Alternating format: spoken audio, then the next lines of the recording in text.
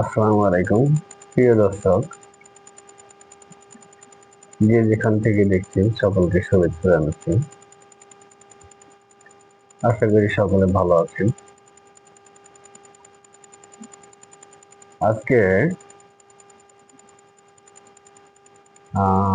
BNP নেতা ফজলুর রহমানকে নিয়ে তার একটা ভাইরাল বক্তব্য। তিনি বলেছেন যে 5ই আগস্ট যে গণ অভ্যুত্থান, এটি কোনো অভ্যুত্থান নয়। উনি বলতে চেয়েছেন যে এটি কোনো বোঝাতে চেয়েছেন আর কি, এটি কোনো অভ্যুত্থান নয়, এটি ঘটিয়েছে একটি কালো শক্তি, জামাত শিবির। আবার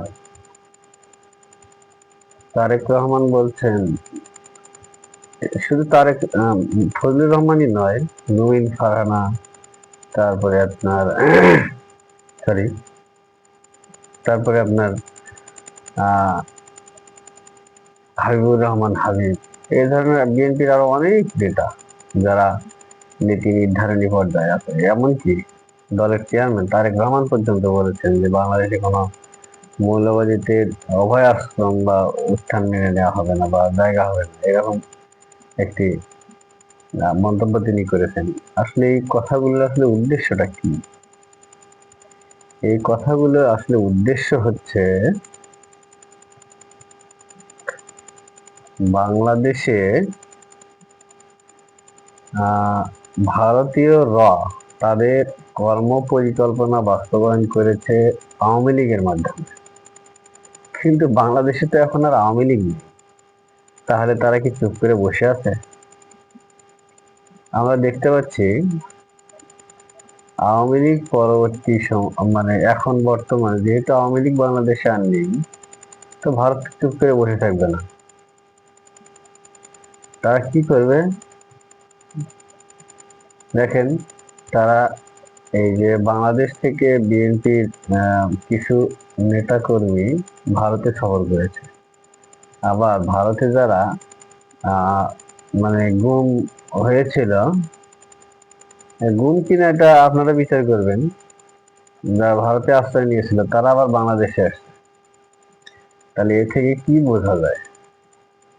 আমার মনে হয় যে ভারতীয় এখন মানে বিএনপির উপরে আশ্রয় করে বাংলাদেশে তাদের কার্যক্রম পরিচালনা করছে। কারণ এই আওয়ামী লীগের যে বয়ান, এটা সম্পূর্ণ বিএনপির উপরে এখন চলে গেছে। বিএনপি এখন আওয়ামী লীগের সুরে কথা বলছে।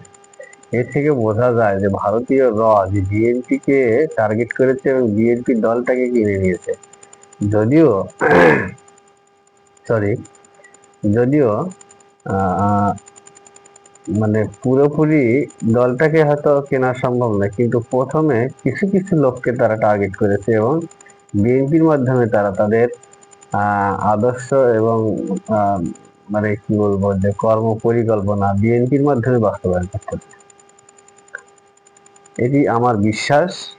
এবং আপনারা কি মনে করেন তা কমেন্টস বক্সে কমেন্ট করে জানাবেন। আর যে যেখান থেকে দেখছেন সকলের প্রতি অনুরোধ রইল আমার এই চ্যানেলটিকে সাবস্ক্রাইব করে বেল বাটনটি অন করে রাখবেন, যাতে এই ধরনের ভিডিও মানে দেওয়ার সঙ্গে সঙ্গে আপনাদের নোটিফিকেশন পৌঁছে যায়।